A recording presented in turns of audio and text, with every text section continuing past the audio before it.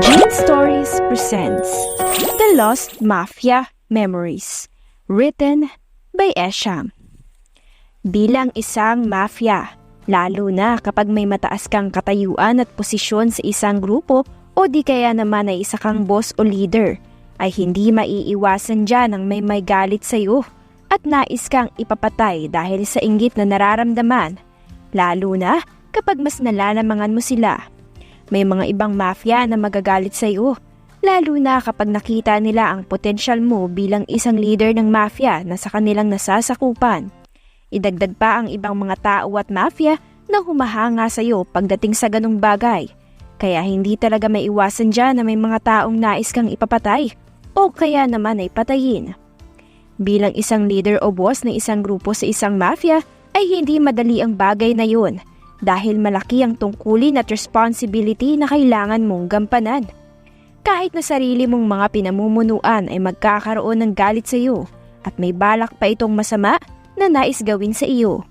Pero dahil isa kang boss ay hindi pwedeng mahina ka, na kaunting sabi lang sa iyo ng hindi maganda o kung anuman ay bigla ka na lang magpapaapekto. Dahil ang isang tunay na leader ay hindi ganun. Matapang, walang inaatrasan. Walang kahit na takot sa kahit na kanino man. At ang higit sa lahat ay kayang-kayang protektahan lahat ng nasasakupan. Hindi lamang ang kanyang sarili ay kaya din niyang protektahan ang kanyang grupo at ang bansa. Hindi pwedeng mahina ka dahil kapag mahina ka ay talunan ka.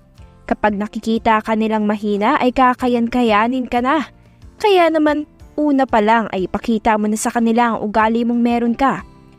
Para alam na agad nila kung sino ang wag nilang babanggain. Para alam nila kung sino ang dapat nilang katakutan, iwasan at wag nang subukang kantiin. Pero hindi porket sinabing ilabas mo na, ay lalabas mo na agad. Kailangang nakakubli pa din sa iyo ang pinaka-dark side na meron ka. Dahil kapag alam na ng kalaban ang lahat ng tungkol sa iyo ay wala ka nang mapapanlaban pa. Dahil alam na nila ang kahinaan mo. Alam na alam nila kung saan ka nila titirahin, kung paano ka papatumbahin. Isang katangian din ng mafia boss ay kailangang matalino ka at mapanlin lang. Ikaw ang nanguuto, hindi ikaw ang inuuto. Magaling ka dapat sa mga bagay. Alam na alam mo kung paano ikubli ang totoong pagkataong meron ka. Pero ang isa sa pinakamahalaga bilang leader ay hindi ka kaagad basta naaawa sa kahit na kanino. Wala ka dapat awa sa mga taong hindi naman nararapat ng awang iyon. Dahil kung may kasalanan na ginawa, ay huwag kang magdalawang isip pa na bigyan ito ng leksyon. Dahil kapag hindi mo ginawa, ay mamimihasa at hindi lamang matututo. Queen, pinapatawag po kayo ng leader. Magalang na sabi ni Lena kay Eliza na bahagya pang yumukod. Tanda ng pagbibigay galang sa mga taong may mataas na posisyon. Napatingin naman si Eliza sa kanya na seryoso ang muka at bakas din ang pagiging maldita nito. Pansin mo iyon sa kanyang muka dahil na din sa makeup niya na black at lipstick na talagang nagpadagdag appeal sa kanya. Tumayo si Eliza. Bakas sa kanyang muka ang nakakatakot na aura. Naglakad na siya palabas at bumungad sa kanya ang kanyang mga tauhan na may kanya-kanyang ginagawa. Mga nakaharap ang mga ito sa computer at lumalabas naman sa screen at iba't ibang impormasyon tungkol sa kanilang kalaban. Maging ang CCTV ay nahahack ng mga ito at ng iba pa ay nahahack din.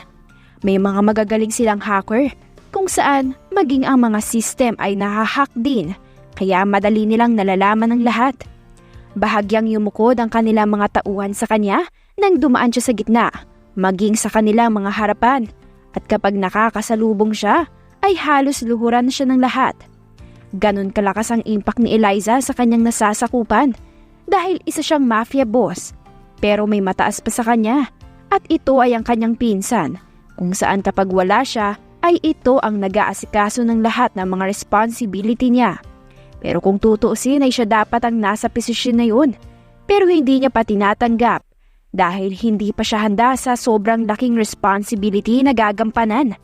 Kung ngayon pa nga lang na bilang isang leader ay nahihirapan na siya dahil kailangan niyang palaging mag-ingat sa mga taong nagnanais na patayin siya, paano pa kaya kapag sobrang taas na kanyang posisyon? Hindi na nalalo mai-enjoy ang buhay niya. Hindi na siya makakapagpasaya pa dahil bawat galaw at kilos niya ay binabantayan na ng kung sino. Isa sa ayaw ni Eliza, pero ano bang magagawa niya? Kailangan niyang gampanan ng bagay na nararapat niyang gampanan dahil iyon naman ang nakatakda niyang gawin bago pa siya ay panganak. Ang kanyang pamilya ay galing sa isang mafia. Mga mafia ang kanyang mga magulang. Hinahangaan, tinitingala at kinatatakutan ng mga mafia. At dahil siya lamang ang nag-iisang babae sa kanilang pamilya, ay siya ang magmumuno ng grupo ng kanyang ina. Isa siyang mafia queen, pero mas pinili niyang maging second boss lamang. Ipinasa niya ang pagiging mafia queen sa kanyang pinsan na pinagkakatiwalaan niya sa lahat, maliban sa kanyang mga magulang at sa mga kapatid. Pagpasok niya sa loob ay bumungad agad sa kanya ang kanyang pinsan na si Kiro. Seryoso ang mukha nito. Nakakatakot, pero iba din kapag wala siya sa kanyang posisyon.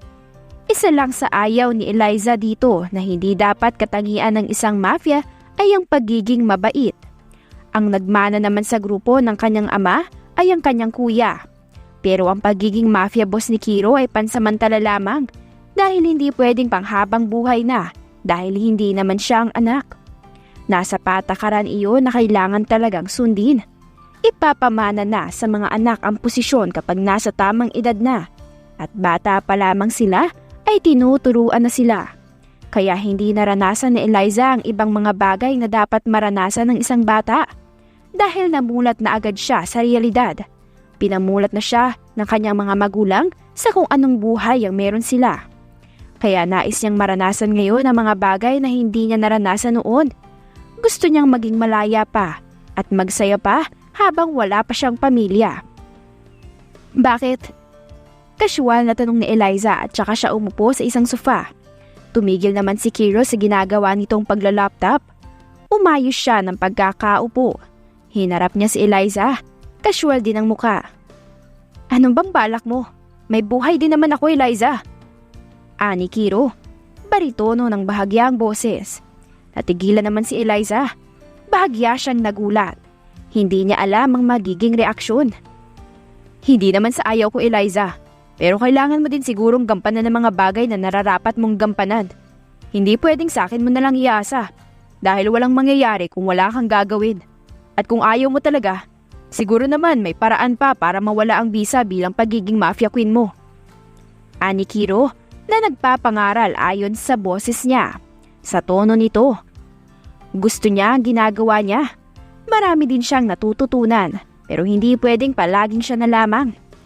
Naisip niya lang bilang lalaki na panahon na din siguro para ayusin ni Eliza ang lahat dahil hanggat hindi nito tinatanggap ang posisyon ay talunan ang magiging tingin sa kanya. Napahinga si Eliza, may kung anong lungkot sa dibdib niya. Hindi niya pa naiisip na talagang kailangan na niya talagang maging reyna. Sige, salamat sa lahat ng mga ginagawa mo, kuya. At sa mga tulong mo. At sorry din kung nadamay ka pa sa ganito. Pero, pwede mo ba akong bigyan pa ng ilang araw o linggo para mag-sink in sa lahat ng utak ko? Tanong ni Eliza sa mahinang boses. Napatitig naman si Kiro sa kanya hanggang sa napahinga na lamang at saka inayos ang sarili. Gagawa natin ng paraan nito, Eliza. Kung ayaw mo talaga sa pagiging mafia, sabihin mo lang. Dahil hindi ka magiging masaya at ang buhay mo kung pipilitin mo ang bagay na ayaw mo naman talaga at gusto mo lamang ng mga magulang mo. Anito? Paano kung may consequences, kuya? Mahinang tanong niya. Mukha lamang siyang matapang at palaban. Pero deep inside ay may kahinaan din siyang taglay pero hindi niya pinapakita dahil ayaw niyang mahusgahan siya ng mga ito, lalo na ang mga kaawanan. Tanging pinapakita niya lamang sa kanyang kuya Kiro dahil naiintindihan nito ang kanyang nararamdaman. Mas komportable siyang sabihin kay Kiro ang lahat ng nasa isip niya. Kaya nga aalamin natin, Eliza, para malaman natin kung may magagawa tayo at kung anong pwedeng mangyari kapag tinanggihan mo. Sabi nito, kunang bahala ng alamin yan. Pero gusto kitang tanungin muna. Ayaw mo ba talaga? Seryosong tanong ni Kiro na seryoso din na nakatingin sa kanya. Napailing si Eliza at namamasa ang mga mata. Naiiyak siya kahit wala namang nakakaiyak. Ayaw ko talaga, kuya. Ayaw na ayaw ko. Dahil hindi ganito ang gusto ko. Sagot ni Eliza. Maliit na ngumiti si Kiro at saka siya tumayo. Naglakad papunta sa pwesto ni Eliza. Hinawakan niya ito sa bandang balikat. Bahagya siyang yumukod para magpantay ang kanilang mga muka. Masaya ako't nakapagdesisyon ka na ng sayo lamang. Hindi na kailangan ng ibang tao. Kaya sundin mo kung ano talagang nais mo at ang nais ng puso mo. Hindi nais ng ibang tao. Panindigan mo ang kasiyahan mo. Gawin mo ang lahat ng gusto mo, Eliza. Ani Kiro. Naiintindihan niya ang pinsan niya kung bakit ayaw nito. Dahil may kapatid din siyang babae na napilitan sa isang bagay na ayaw naman nito. At thankful siya na may nagawa siya sa bagay na yon. Kaya ngayon ay tinatahak na ng kapatid ang tama at nagagawa na ang mga nais. Ang ikakasaya nito, kaya nais niya ding magawa ng paraan ng kay Eliza.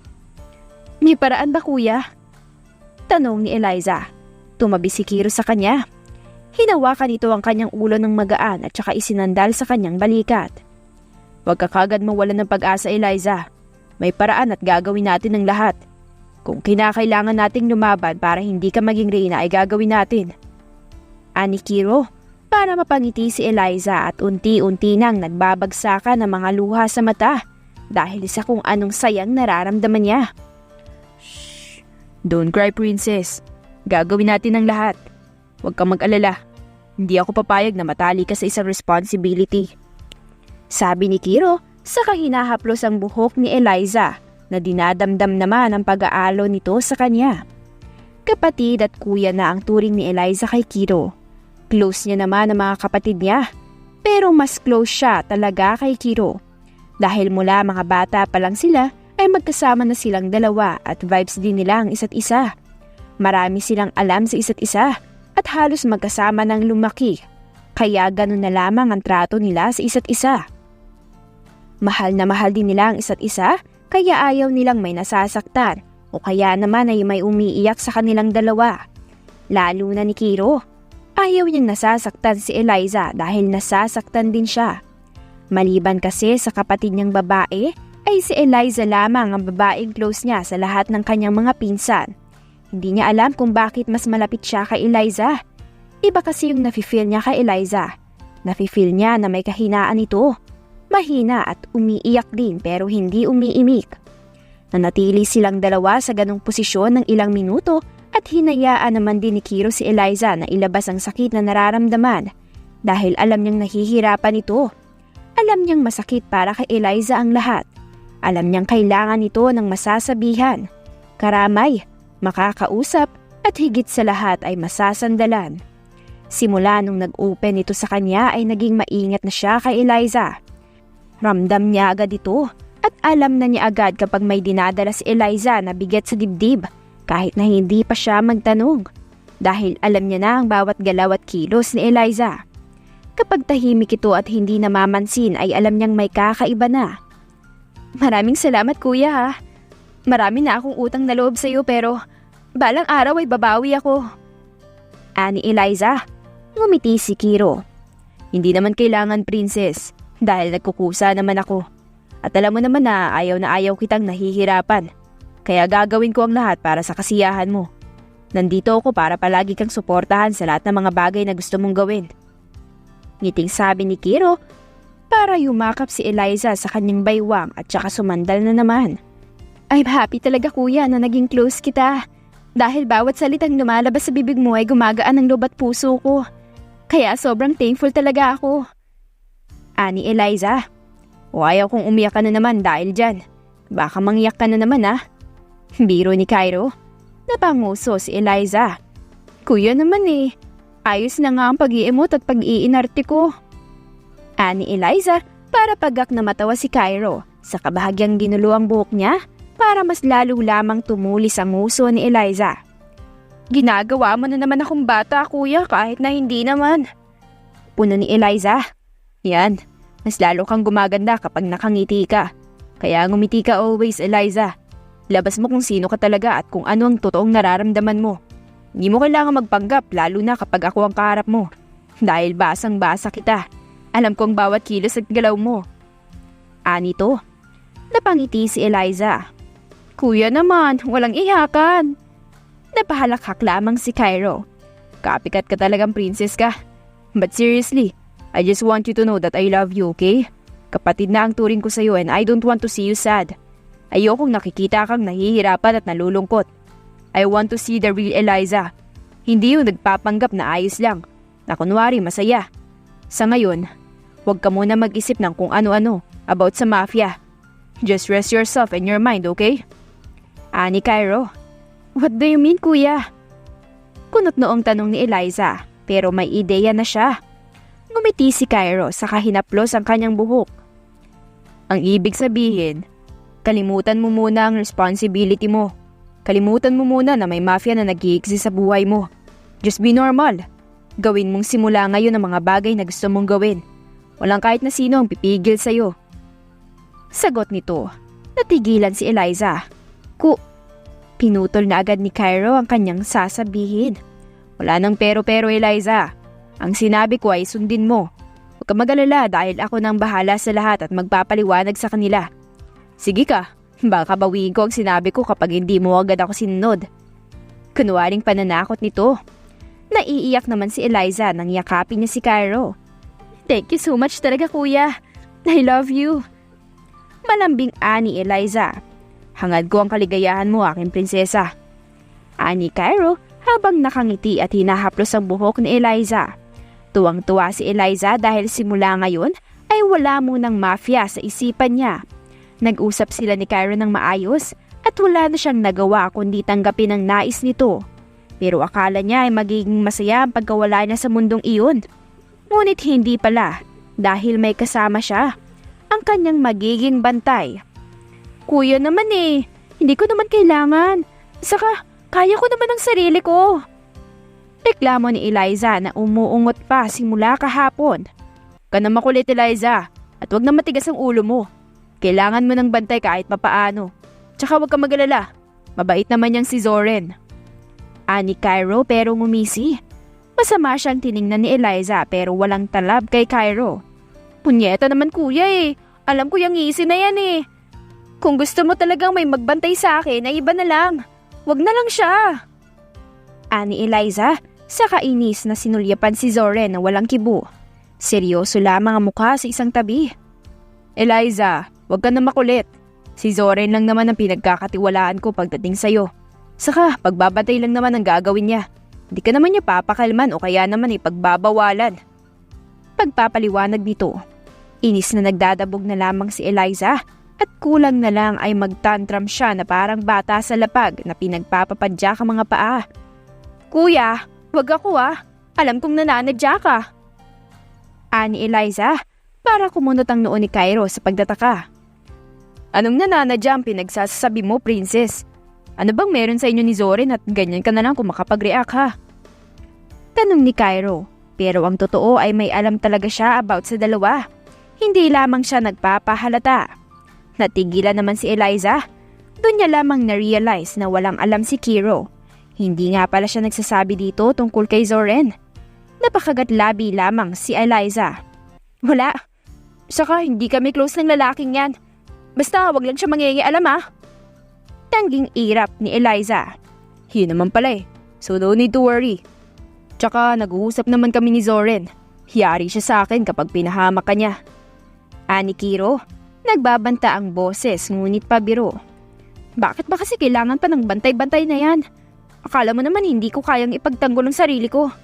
Nakalimutan niya atang well-trained ako, no? Bulong-bulong ni Eliza na nadinig naman ni Cairo pero nagmaang-maangan siyang hindi. Oh, ano naman yung binubulong mo dyan?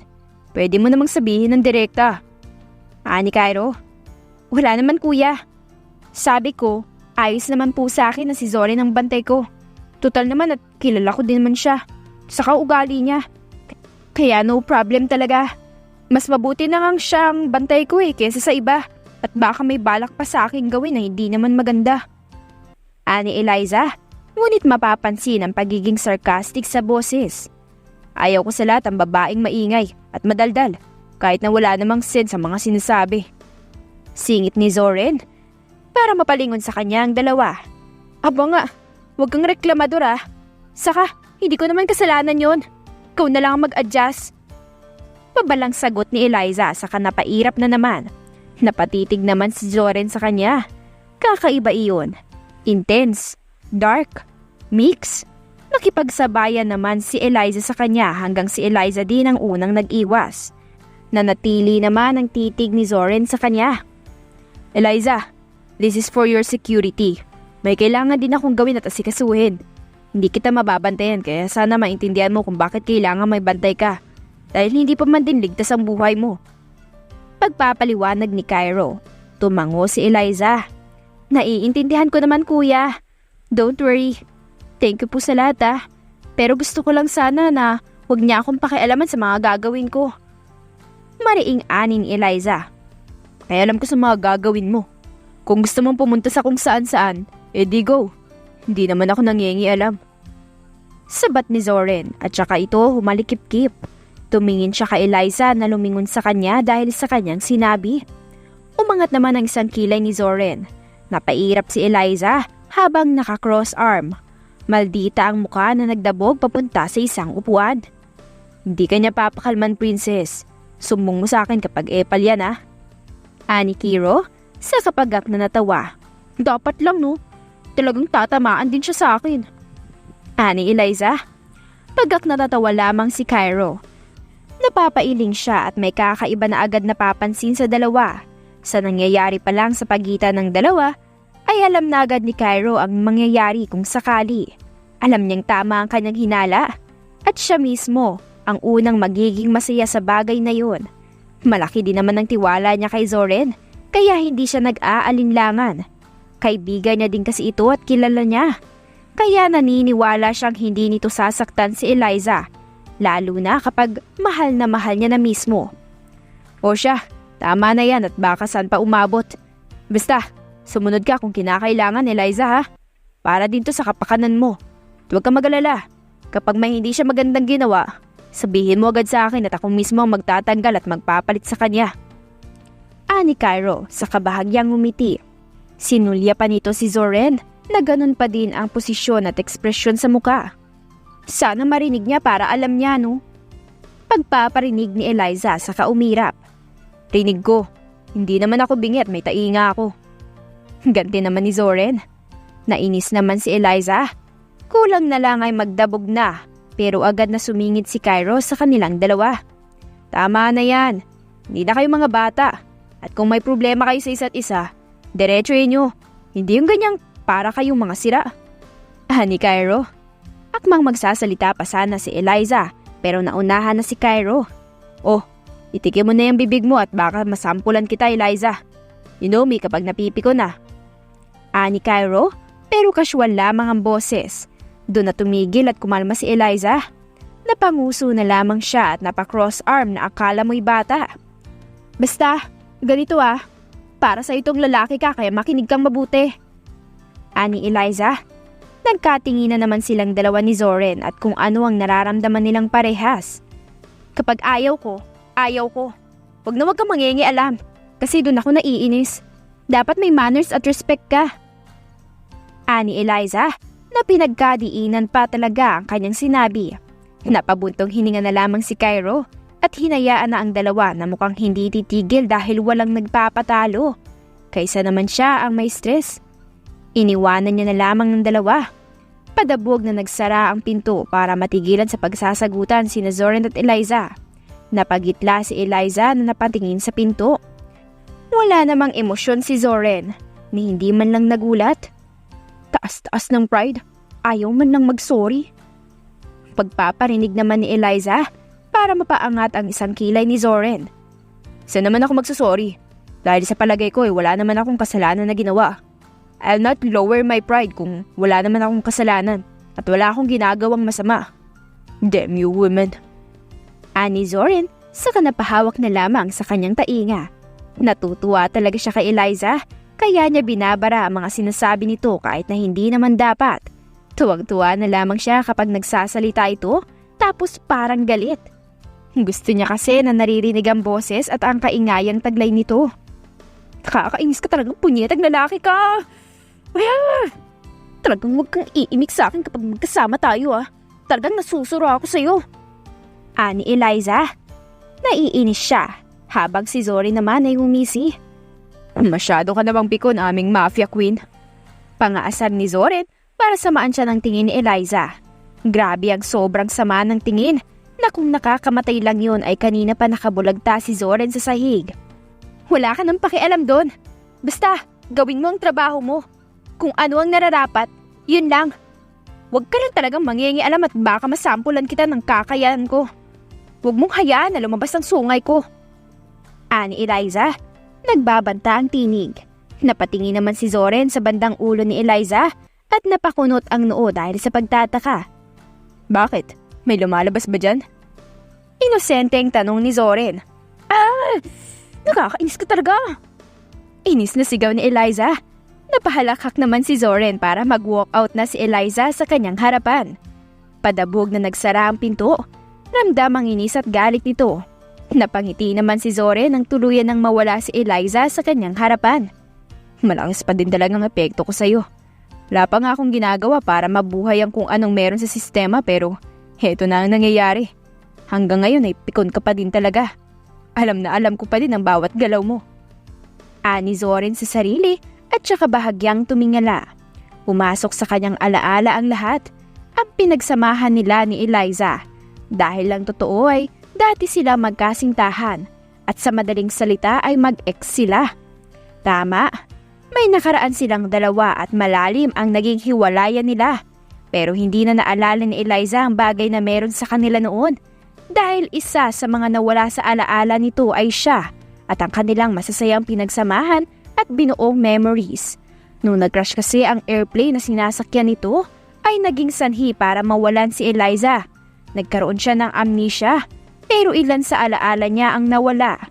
Pero naroon naman ang iba. Kasama si Zorin sa nawala.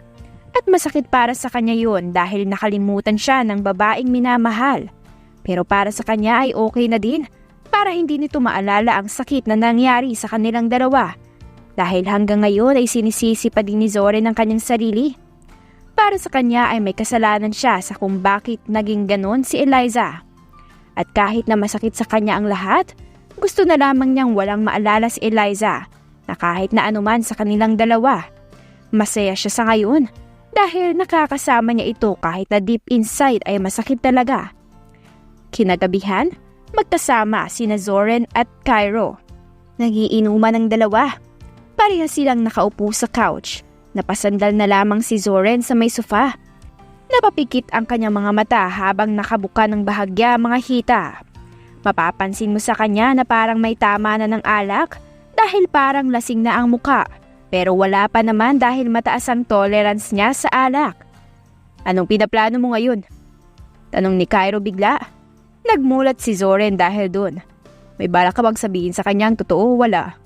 Hanggang dyan na lang bang gagawin mo? Tanong nito.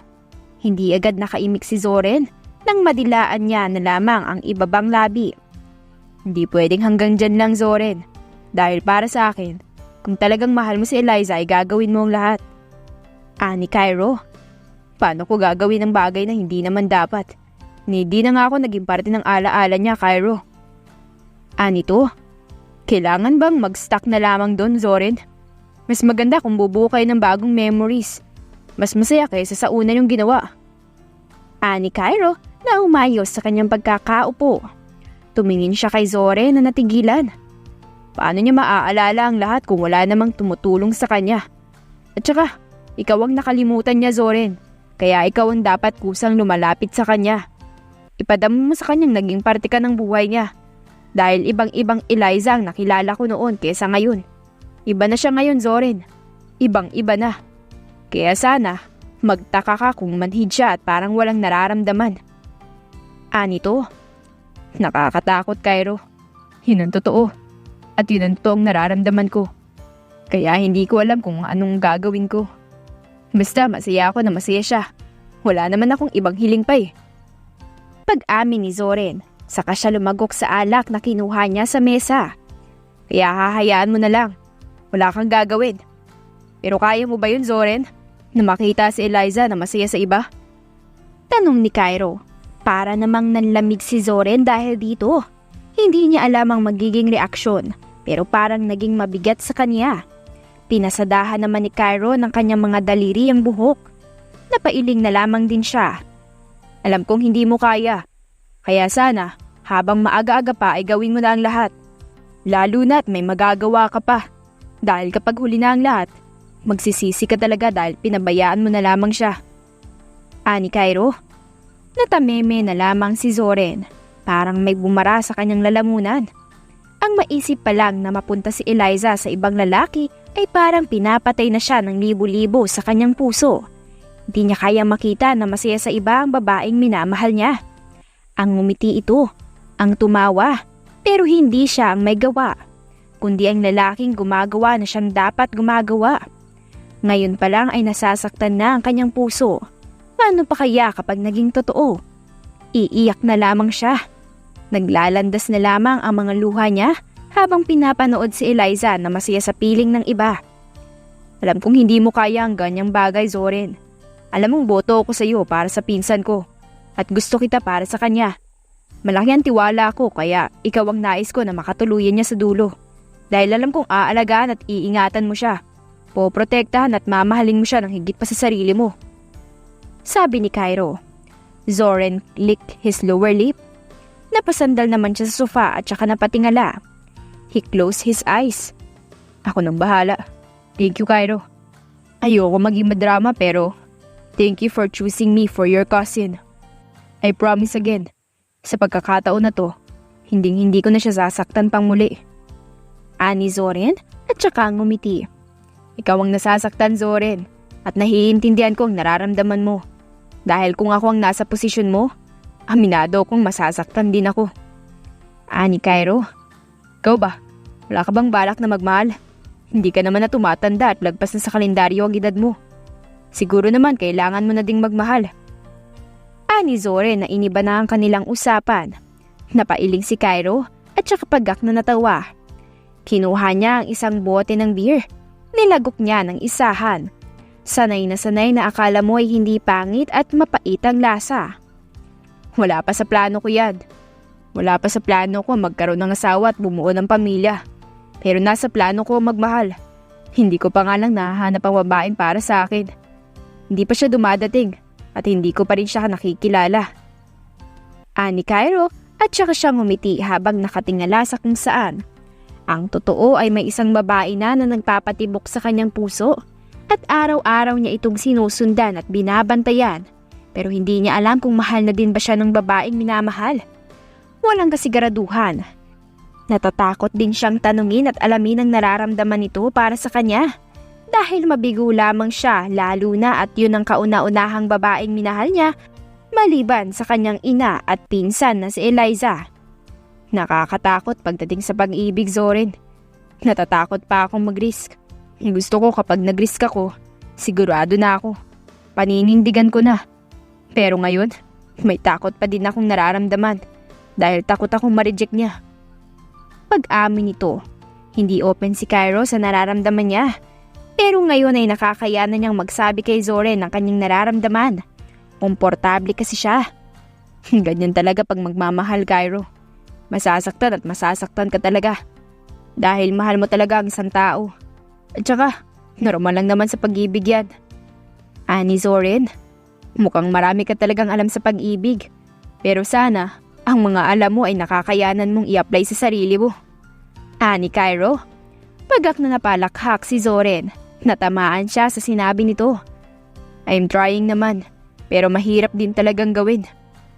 Ani Zoren, hindi mahirap gawin. Talagang ayaw mo lang. Ani Cairo, nag-usap lamang ang dalawa. Casual lamang. Nag-aasaran hanggang sa pagak na silang mga tumatawa. Hindi na nagtagal pa at tinamaan na ng alak ang dalawa. Nalasing na ang mga ito, kaya napasalampak na lamang sa sofa. Isang linggo ang lumipas at normal lamang ang mga nangyayari sa araw-araw na nagdaan. Pero para kay Eliza ay may kakaiba sa kanya. Palagi siyang nahihilo at minsan ay sumasakit ang kanyang ulo. May mga senaryo ang pumapasok sa isipan niya. Kapag natutulog din siya ay ganun din, pero malabo ang mukha ng mga ito. Hindi niya maaninag ng maayos. Pero isa lamang ang kanyang ipinagtataka. Iyon ay kung bakit may mga ganong pumapasok sa kanyang isipan. Hindi niya maintindihan at gusto niyang malaman yun. Flashbacks. Bakit naman kita iiwan? Tanong ng isang babae. Ang magkasintahan ay nakaupo sa damuhan kung saan hindi naman ito makati sa katawan. Nasa isang parke sila dahil date nila ang araw na yun. Humahampas ang malamig na hangin sa kanilang balat at ang ilang hibla ng kanilang buhok ay hinahangin din. Nakatingin ang babae sa kung saan habang ang lalaking kasama niya ay nakatingin naman sa kanya. Puno ng paghanga at puno ng pagmamahal na ang babaeng ito lamang ang pinakamagandang babae sa balat ng lupa. Sa patingin ng lalaki ay wala nang makakapantay pa sa babaeng minamahal niya na nasa kanyang tabi. Kung ano-ano nang pumapasok sa isipan ng lalaki habang nakatingin sa babae na naramdaman bigla ang kanyang pagtitig para mapalingon ito sa kanya. Ano na naman yung iniisip mo? Malambing na tanong ng babae. Napailing naman ng lalaki at saka siya napahinga at umiwas ng tingin. Ang babae naman ngayon ay nakatitig sa kanya. Iniisip kung ano ba ang nasa isip ng lalaking minamahal. Alam niyang may bumabagabag sa isipan nito. Marahang lumapit ang babae sa kanya. Hinawakan ito ang kamay ng lalaki para mapatingin doon ang lalaki. Kung iniisip mong balang araw ay iiwanan kita, hindi yun mangyayari. Dahil kailanman ay hindi pumasok sa isip ko ang bagay na yon. Simula nang mahalin kita, sinabi ko sa sarili ko na ikaw lang at wala nang iba pa. Ikaw na ang lalaking papakasalan ko at makakasama ko hanggang sa pagtanda ko. At wala na akong dahilan pa para iwanan ka. Ani ng babae. Para namang hinihele ang lalaki dahil sa boses nito. Namungay ang mga matang nakatingin sa babaeng mahal. Nagkaroon man tayo ng misunderstanding, tampuhan o away, hindi magbabago na mahal kita. Sinabi ko naman sa'yo na palagi nating ayusin na palagi nating ginagawa, di ba? At kung iiwanan kita, babalik at babalik pa din naman ako sa'yo. Ikaw pa din ang babalikan ko at wala nang iba. Tandaan mo na, hanggat hindi ka nagloloko sa akin, hindi mangyayaring naiwanan kita. Yun lamang magiging rason ko. Kasi, kung nagsisinungaling ka sa akin, naiintindihan ko ang bagay na yun at hindi naman maiiwasan. Pero ang bagay na lokohin ako, yun ang hindi ko matatanggap. Mahabang litanya at pag-amin ng babae. Nangilid naman ang gilid ng mga mata ng lalaki. Hindi siya iyakin. Pero pagdating sa babaeng mahal ay hindi niya maiwasan na itago ang kanyang nararamdaman. I love you.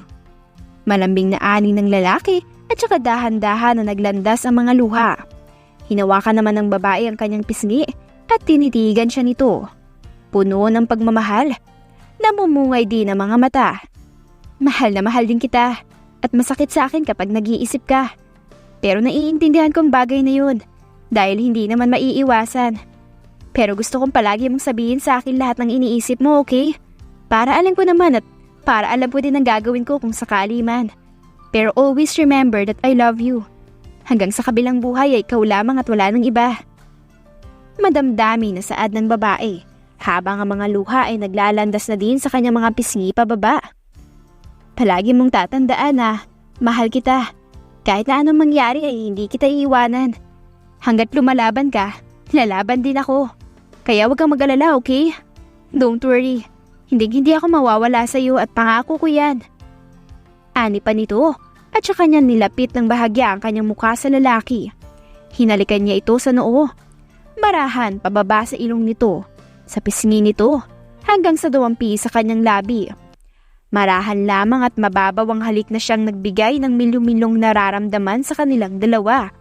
Animoy nag-slow motion ang buong paligid na kapwa sila lamang ang mga taong naroon.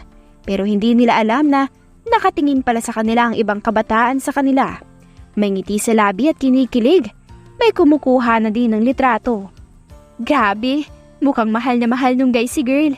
Kasi tingnan mo naman oh, umiiyak si guy. Bihira kaya umiyak ang mga lalaki kung hindi nila mahal ang isang babae. Anito, tama ka dyan. Agree din ako. Nakakahanga tuloy si guy. Pero ano kaya nangyari at bakit umiiyak siya? Mukhang hindi naman siguro sila nag-aaway eh. Tanong naman ng isa pang babae.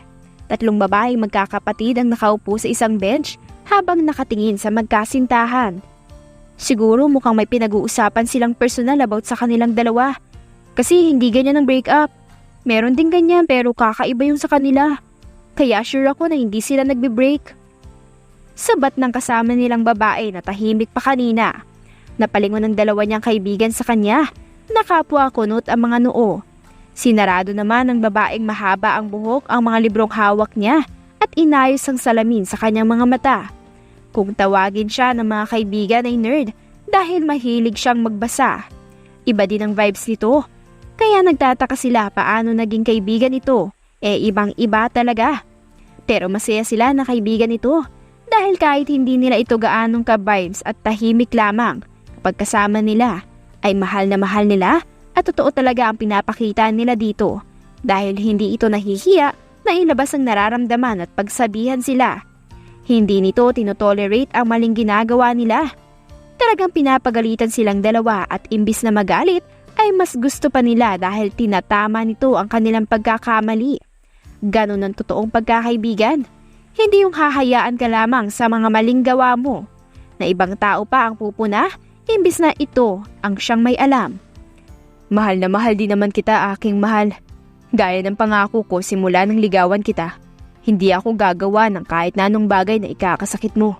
Kakaisip mo ng sobra at higit sa lahat ay magiging dahilan para iwanan mo ko. Kaya wag ka mag-alala, mahal ko. Hanggang dulo, gusto kong panghawakan mo sana ang lahat ng mga sinabi ko. Ani ng lalaki at saka niya marahang nilapitan nito. Marahan at magaan ang hawak niya sa balikat nito. Hinalikan niya ang tuktok ng ulo nito ng ilang beses. Yumakap din naman ang babae sa kanya. Sa tuwing niyayakap siya ng lalaking mahal ay pakiramdam niya ay nasa tahanan siya dahil ito ang kanyang pahinga. Gumagaan ang puso at isipan niya at ang bigat sa kanyang nararamdaman. Lahat ng mga iniisip niya ay nawawala sa kanyang isipan. End of flashbacks. Napabalikwas na lamang ng bangon si Eliza. Malalim ang kanyang paghinga. Bahagyang nakahawak sa kanyang bandang dibdib.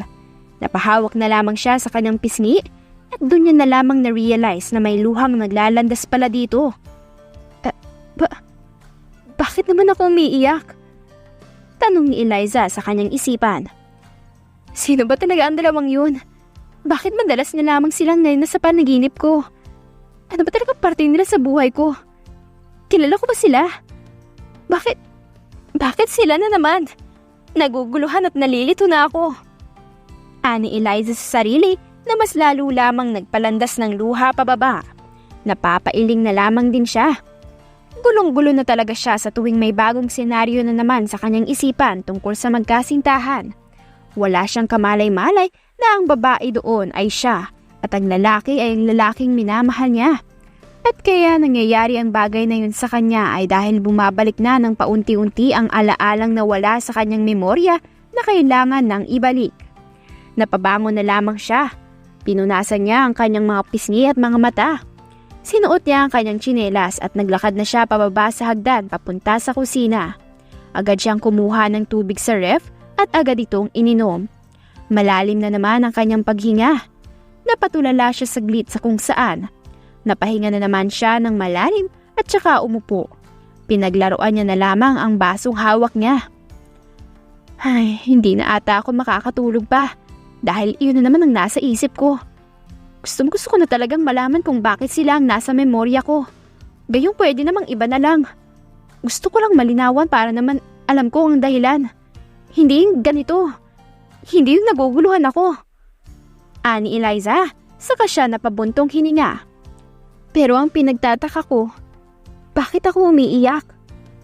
Tanong ni Eliza habang kunot ang kanyang noo. Gulong-gulo na talaga siya. Para na siyang mababaliw sa sobrang kakaisip. Pero kahit na pagtugtugin niya ang lahat, ay wala talagang nabubuo sa kanyang isipan. Sumasakit lamang ang kanyang ulo. Kailangan ko pa palang magpatingin bukas. Anya sa sarili. Hindi na nakatulog pa si Eliza ng gabing yun. Kung ano-ano na lamang ang kanyang ginawa para aliwin ang kanyang sarili. Gising na gising kasi ang kanyang diwa kahit na nais niya pang matulog. Pero ayaw na ng kanyang katawan. Naglinis, Kumain, nanood na lamang siya at nang lumiwanag na ay nag-ayos naman siya ng kanyang sarili bago magdilig ng mga halaman. Nasa kanyang bahay niya siya ngayon at wala sa kanyang kapatid kaya talagang solo niya lang. Nakakabore nga para sa kanya pero sanay naman na siya. Minsan talaga ay gusto niya na lamang mapag-isa. Nagiging kalmado kasi siya at nagkakaroon ng peace sa puso at isipan. Nakakapag-isip din siya ng maayos kapag marami naman kasing tao minsan sa paligid niya ay hindi siya komportable o kaya naman ay nahihiya siya at naiingayan. Pero it doesn't mean na mahiyain siya dahil walang katotohanan ng bagay na yun. Iba-iba lang talaga ang mood niya minsan. Depende kung saan good o bad mood siya. Pero mas maganda na kapag good mood. Iba kasi ang nalalabas ng ugali kapag bad mood. Minsan ay hindi niya na alam ang kanyang ginagawa. Hindi niya na namamalayan na may nasasabi na pala siyang hindi maganda at tama. Na nakakasakit na pala siya. Habang nagluluto si Eliza ng kanyang makakain, ay bigla na lamang nagsalita sa kanyang likuran. "Good morning, bunso!" Nakangiting pagbati ni Cairo na mabilis niyang nilapitan. Nagitla si Eliza doon, kaya agad siyang napalingon habang hawak pa ang sandok. "Good morning, kuya! Nakakagulat ka naman. Akala ko kung sino na yung pumasok. Anong ginagawa mo dito? Tang aga-aga mo namang nambulabog." Tanong ni Eliza at hindi sinasadyang mapatingin kay Zoren na nakatingin sa kanya. Nagkatinginan silang dalawa at nababaliw na naman ang puso ni Eliza, kaya agad niyang ibinaling ang tingin kay Cairo. "Wala naman, bunso. Nalaman kong hindi ka sa kuya mo ngayon, kaya nagpunta ako dito. Makikikain lang." Biro ni Cairo. Napanguso si Eliza. "Sige, ayos lang naman, pero ikaw na magtuloy ng niluluto ko. Total, nandito ka naman na eh." Ani Eliza. Napakamot na lamang si Cairo sa kanyang ulo at saka tumingin kay Zoren. "Oo nga pala, kasama ko si Zoren." Ani Cairo. Tumango lamang ng tipid si Eliza. "Good morning sa'yo. Diyan muna kayong dalawa at pupunta lang ako sa itaas." Paalam ni Eliza at saka nagbadali ng umakyat papunta sa kanyang silid. Kaya siya umalis muna ay dahil sa kanyang suot. Nakasuot lamang siya ng maong na shorts at maikli lamang ito na tineranohan niya pa ng top. No problem naman at hindi pinansin ni Zoren at Cairo. Ngunit hindi maiwasan na mahiya ni Eliza kay Zoren. She doesn't know why. Habang namimili si Eliza ng kanyang susuotin ay nag-usap naman ng dalawang lalaki sa kusina. "Oh, masyado ka na namang in love dyan." Pang-asar ni Cairo. Umiling si Zoren saka lumapit sa may kalan. Siya na ang nagpatuloy ng niluluto ni Eliza. Amoy niya na agad ang mabango at nakakatakam na amoy ng adobo. Isa sa mga paborito nila ni Eliza. "Alam kong may naaalala ka dyan sa ulam na yan." Ani Cairo. "Kailanman ay hindi ko nakalimutan ng mga bagay na magpapatungkol sa babaeng mahal ko. Kahit na ako nakalimutan niya. Maging ang mga simpleng bagay." Sabi naman ni Zoren at saka niya inasikaso ang niluluto. Nakasandal naman si Cairo sa isang counter habang nakatingin sa lalaki. May hawak din siyang baso na may lamang tubig. Casual na nag-uusap ang dalawa. Samantalang ay tapos naman na si Eliza sa pagbibihis at halos 30 minutes din ang kanyang tinagal dahil hindi siya makapili ng kanyang susuotin. Ngunit sa huli ay isang green dress ang sinuot niya. Fit ito sa kanya, kaya naman bagay na bagay sa kurba ng kanyang katawan. Akala mo ay aalis din. Pupuntang mall pero sa bahay lang naman.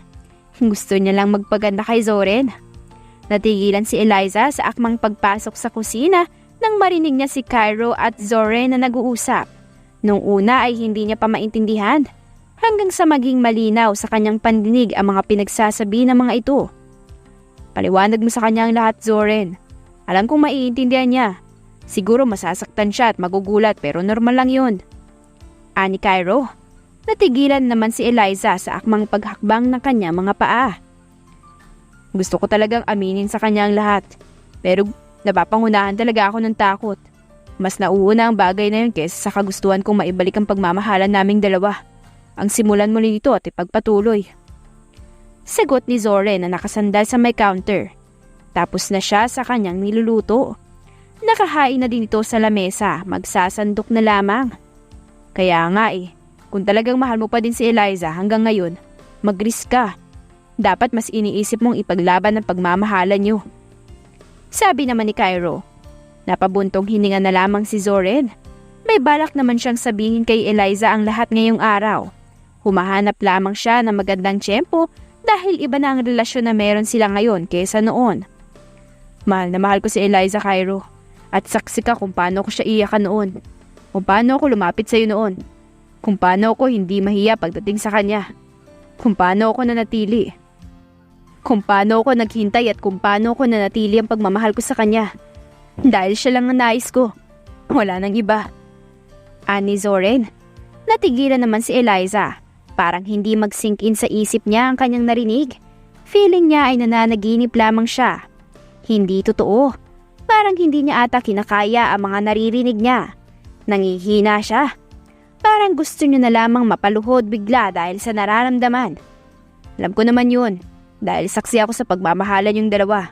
At kitang-kita ko talaga ang lahat kung paano mo gawin ang lahat para sa kanya. Kaya nga malaki ang tiwala ko sa iyo dahil nakita ko kung paano mo siya tinuring at tinrato na para bang isang reyna talaga. Binigay mo ang lahat na sa kanya. Kahit na maubos ka pa. Kahit na masaktan ka, basta't wag lang siya. Kaya nga hangang-hanga ako sa pagmamahal na pinapakita mo at pinaparamdam mo sa kanya. Sabi ni Cairo at saka maliit na ngumiti. Naalala niya kung paano niya nasaksiyan ang pagmamahalan ng dalawa. Napasinghap naman si Eliza dahil sa narinig at parang may kung anong kirot sa kanyang puso. Hindi niya alam kung bakit. At habang patuloy na nag-uusap ang dalawa ay kumikirot na naman ang ulo ni Eliza kaya napahawak na lamang siya doon. May mga memorya na naman ang pumapasok sa kanyang isipan. Ang memorya ng isang babae at lalaki. Napapikit si Eliza hanggang sa patagal ng patagal at iba-iba ng senaryo ang doon na pumasok sa kanyang isipan. Unti-unting naging malinaw ang mukha ng lalaki at babae na nag-a-appear sa kanyang utak hanggang sa mapagtanto niya na si Eliza ang lahat. Hindi na malaya ni Eliza na dahan-dahan na palang naglalandas ang kanyang mga luha pababa sa kanyang pisngi. Tahimik na umiyak si Eliza. Pigil na pigil siya sa kanyang paghikbi dahil ayaw niyang marinig ng kanyang kuya Cairo at Zoren. Pero kahit na anong pigil niya, ay lumalabas pa din ang hikbing pinipigilan niya. Natigilan naman sina Zoren at Cairo nang marinig ang iyak. Nagkatinginan sila hanggang sa mabilis silang naglakad palabas ng kusina at doon naabutan si Eliza na umiiyak. Nakatingin sa kung saan at walang tigil sa paglandas ng mga luha. Natigilan si Zoren. May kung anong kirot sa kanyang puso nang makitang umiiyak na naman ang babaeng mahal.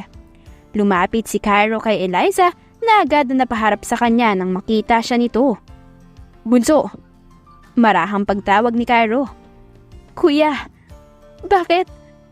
Mahinang ani Eliza na halos hindi maituloy ang sasabihin. Mabilis na niyakap ni Cairo si Eliza at saka hinalik-halikan ng noon to. Shh! Tahan na! Tahan na! I'll explain everything, okay? Kapag okay ka na. Ani Cairo sa malambing na boses. Umiyak lamang si Eliza. Nilabas niya ang lahat ng nararamdaman niya. Halo-halong emosyon ang kanyang nararamdaman. Napakagatlabi lamang si Zoren at saka tumingala. Napakayum din ang kanyang mga kamao hanggang sa tumalikod na lamang siya at lumabas para pakalmahin ang kanyang sarili. Ilang minuto ay naging maayos naman ang nararamdaman ni Eliza. Pinapakalma lamang siya ni Cairo na walang kahit na anong salita. Hinahayaan lamang siya nitong umiyak. You okay now, bunso? Malambing na tanong ni Cairo at saka inabutan ng tubig si Eliza na kinuha naman nito at ininom. Ayos lang kuya. Mahinang sagot niya. Natigilan si Cairo. Hindi niya alam kung paano siya magsisimula. Hindi niya alam kung paano niya ipapaliwanag kay Eliza ang lahat dahil para sa kanya ay wala siya sa posisyon para pangunahan si Zoren na dapat magsasabi kay Eliza. Alam kong narinig mo na ang ibang pinag-uusapan naming dalawa. Pero gusto kong malaman mong wala ako sa posisyon para pangunahan kayo. Lalo na si Zoren. Pero sa nakikita ko ngayon, mukhang naputo lang sasabihin ni Cairo nang biglang sumabat si Eliza. Hindi naman na kailangan kuya. May isa lang akong gustong malaman base sa mga narinig ko kanina. Ani Eliza sa kahuminga na naman. What is it? Tanong nito. Malambing ang boses. Nag-angat ng tingin si Eliza sa kanya.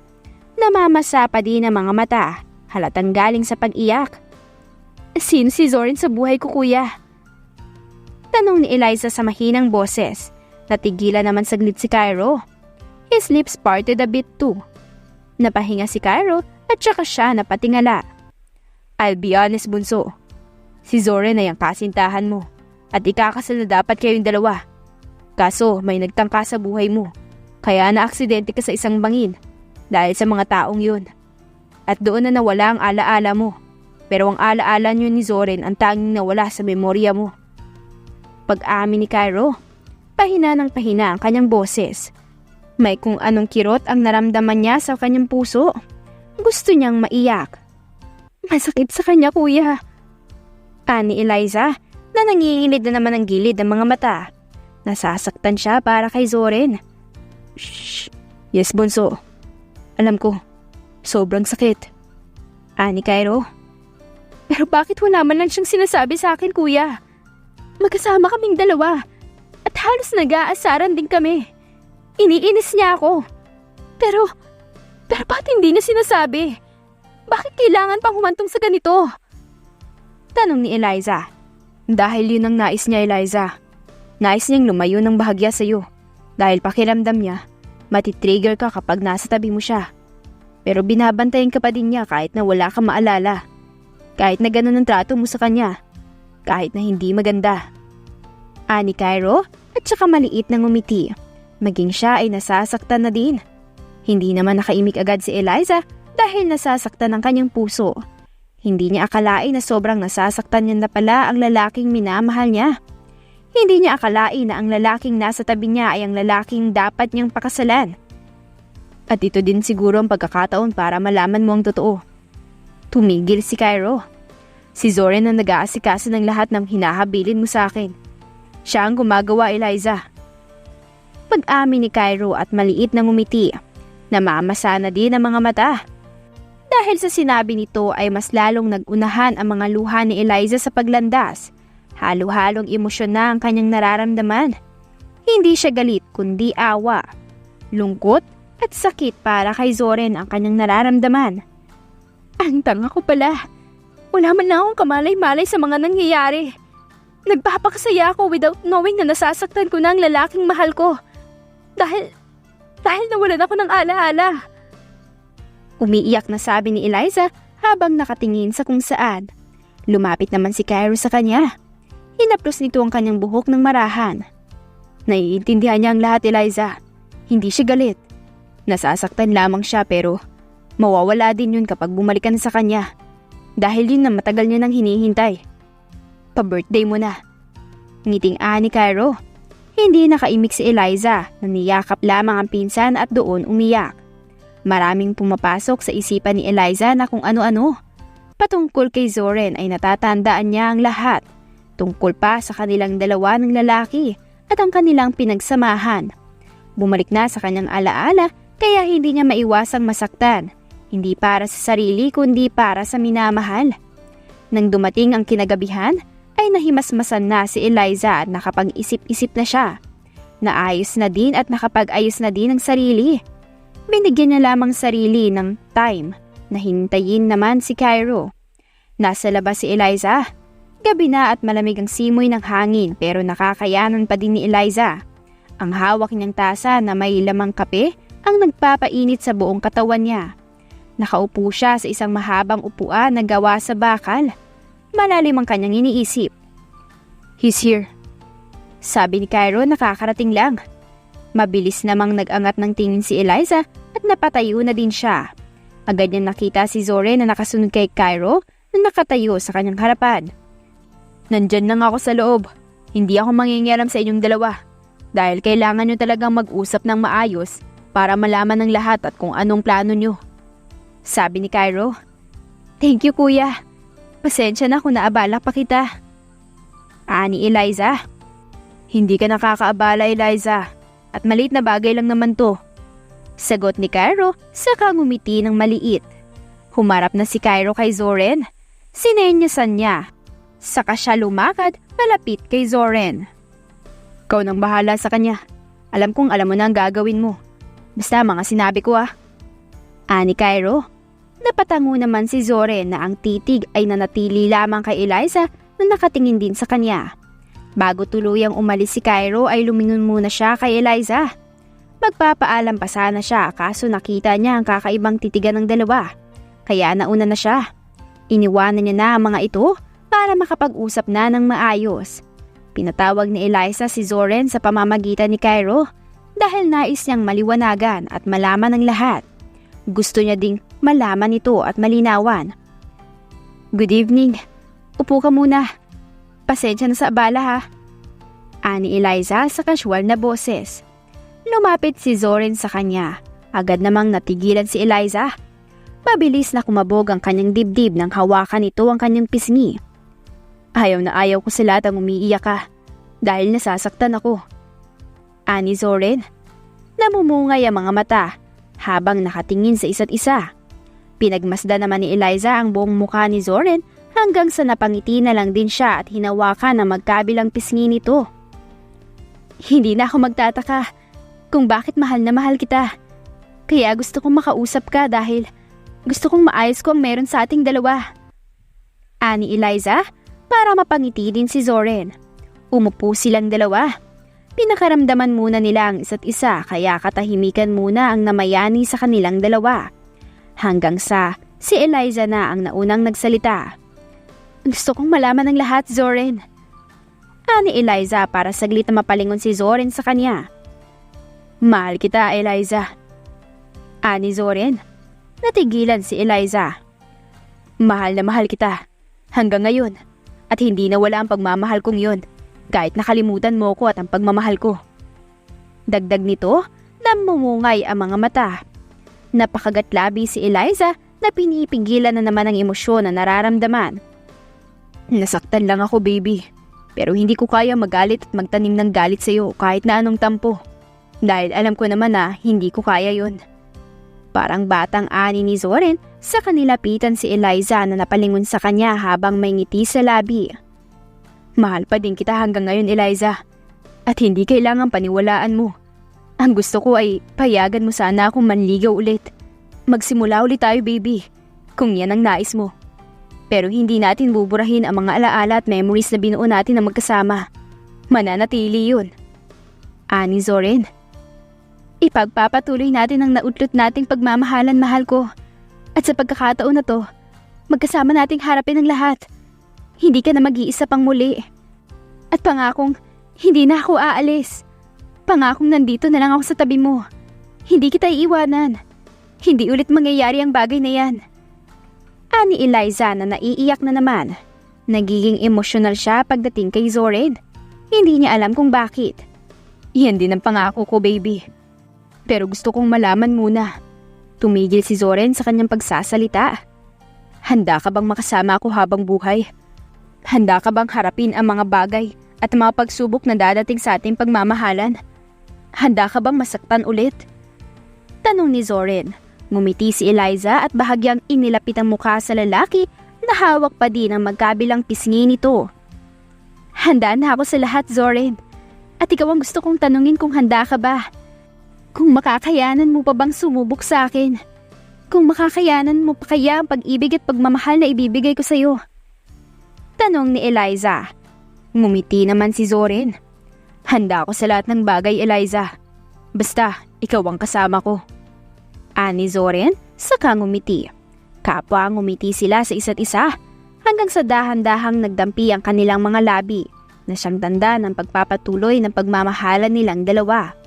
Pinagpatuloy ni Zoren at Eliza ang naudlot nilang pagmamahalan at tinanggap na ni Eliza ng buong puso ang pagiging mafia leader niya dahil kasama niya sa lahat ng bagay si Zoren na hinding-hindi siya nito iwanan sa kanyang tabi. May mga bagay man na dumating sa kanilang buhay nang hindi inaasahan na magiging hadlang sa naudlot nilang pagmamahalan, ngunit masaya naman sila ngayon at masaya sila dahil sinubok sila ng panahon. Wala nang mahihiling pa si Eliza at Zoren, kundi ang maging masaya ang kanilang pagmamahalan kasama ang kanilang 3 anak. Hinihiling nila sa Diyos na maging masaya at healthy ang kanilang pamilya. At sana ay gabayan sila nito sa hamon na kanilang haharapin na hindi nila nagawang magkasama noon. Sa huli ay nakamtan pa din nila ang happy ending na deserve nilang dalawa para sa isa't isa.